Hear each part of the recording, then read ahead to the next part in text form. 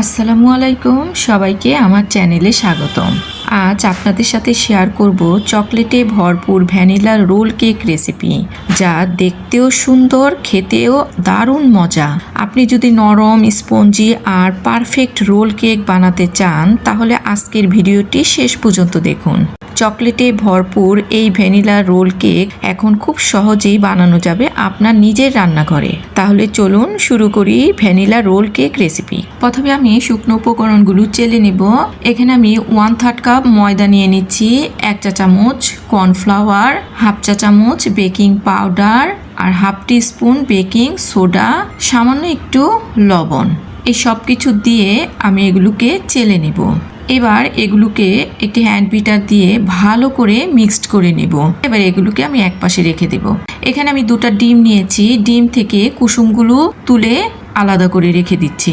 এবার ডিমের এই সাদা অংশটাকে আমি বিট করে নিব।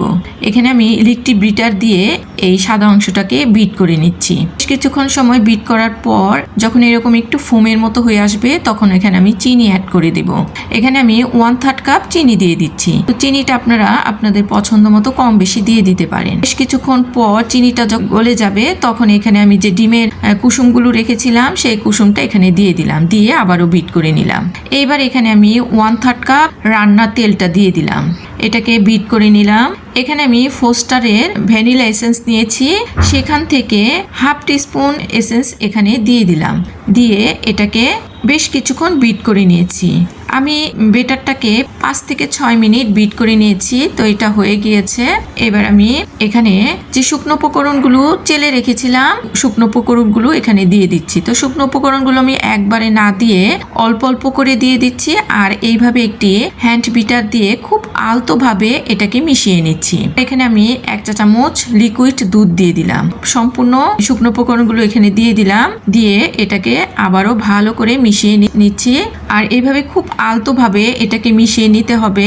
এখানে আমি আবারও 2 চামচ লিকুইড দুধ দিয়ে দিলাম। খুব আলতোভাবে এটাকে মিশিয়ে নিতে হবে, বেটারটা যাতে করে নষ্ট না হয়ে যায়। এখানে আমি 12 ইঞ্চি সাইজের একটি মোল্ড নিয়েছি, সেখানে বেকিং পেপার দিয়ে অয়েল ব্রাশ করে দিচ্ছি।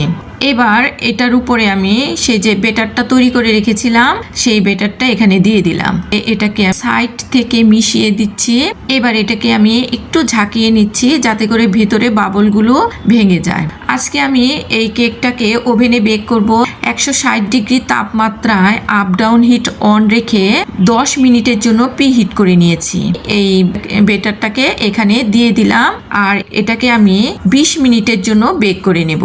আর এদিকে আমি ক্রিমটা তৈরি করে নিই, তাই এখানে ইনস্টা হুইপ ক্রিম নিয়েছি, এটা দিয়ে ক্রিম বানাবো।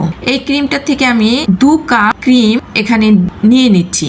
এবার আমি এই ক্রিমটাকে বিট করে নিচ্ছি। এখানে আমি ইলেকট্রিক বিটার দিয়ে ক্রিমটা তৈরি করে নিচ্ছি। এখানে আমি 1/4 কাপ আইসিং সুগারটা দিয়ে দিচ্ছি, দিয়ে বিট করে নিচ্ছি।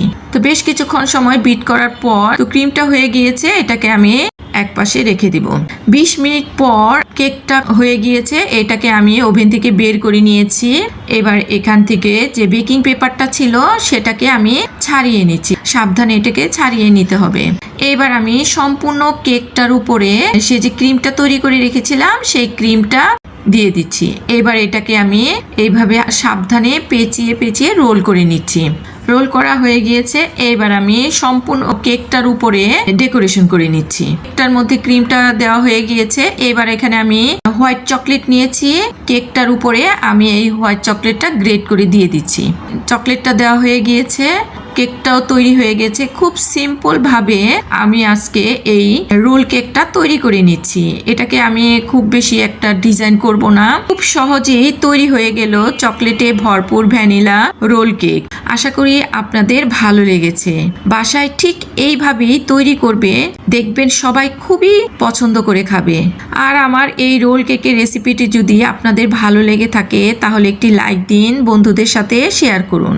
এমন আরো মজাদার রেসিপি পেতে আমার চ্যানেলটিকে সাবস্ক্রাইব করে রাখুন। সবাই ভালো থাকুন, মিষ্টি থাকুন। আবার দেখা হবে নতুন কোনো সুস্বাদু রেসিপি নিয়ে। আল্লাহ হাফেজ।